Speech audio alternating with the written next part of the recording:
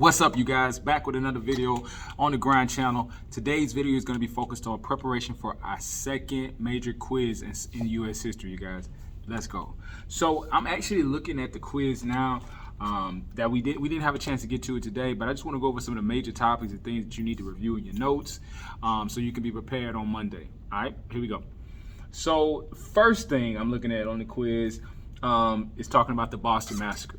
Boston Massacre was a turning point in the road to the American Revolution. It really signified the major issues with the colonists in Great Britain, and it came to a head with the death of those 5 colonists as they protested against the British soldiers. Was it a massacre? Not necessarily, but that incident was used to push the Patriot narrative, right, and to gain more and more support for the Patriots against Great Britain throughout the colonies. That's something that we really need to know. It was used as propaganda, as we saw in that image created by Paul Revere, to make other people sympathetic towards the Patriots. That engraving, as we saw with the British soldiers shooting down the colonists, is not necessarily 100% true. That it happened that way, or that it looks as bad as that in actuality, but it was used as propaganda to push the narrative once again for the Patriot cause. So that's really important. Let's see here. They were destroyed. Oh, also the Tea Party. You guys, the Tea Party's got a question on here that's dealing with that. Multiple select one. You got to select three choices, and it centers around why did Boston colonists feel they were right to destroy the tea cargo, right, in the Boston Tea Party? Why did they feel they were right? That's the actual question that I just read to you. So that's a message right there. But they felt it was right because they were merchants of tea as themselves. They sold tea in the colonies.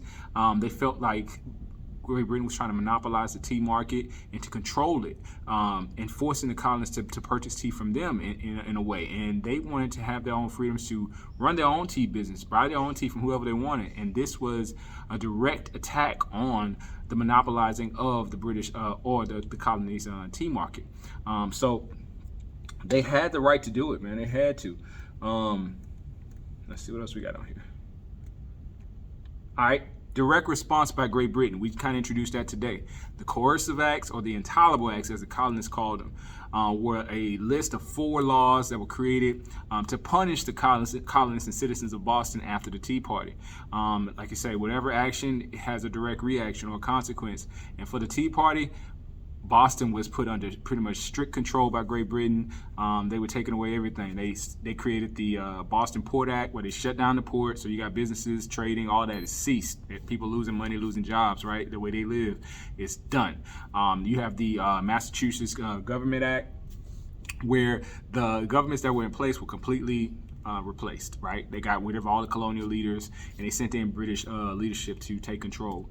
You also have the Administration of Justice Act, where they pretty much replaced the courts, and they said that no British citizen or soldier could be tried in a colonial court. In other words, they could get away with doing almost any crime because they couldn't be taken to trial. So anything else? Oh, and lastly, the Quartering Act was a part of those acts, the coercive acts that were created as a punishment. The Quartering Act stated that soldiers could live in colonial homes, move into your home, use your resources, things of that nature, pretty much as they see fit. Let's see what else we got on here. Few good questions, you guys. We also need to know about okay, let's see, Director Victor Hosman, that's on there. I have a question also from your first quiz that we didn't do so well on, the Proclamation of 1763. We need to understand that the Proclamation of 1763 was a cause of the American Revolution because it restricted colonist movement. They couldn't move west of the Appalachian Mountain ranges, and this really kind of put a bad taste in their mouth in the relationship with Great Britain, being that movement was restricted.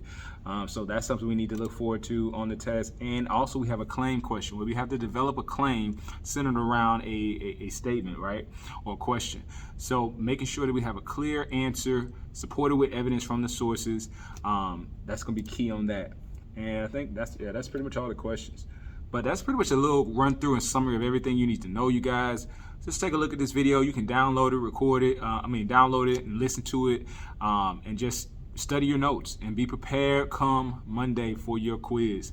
And as always, it's grind time.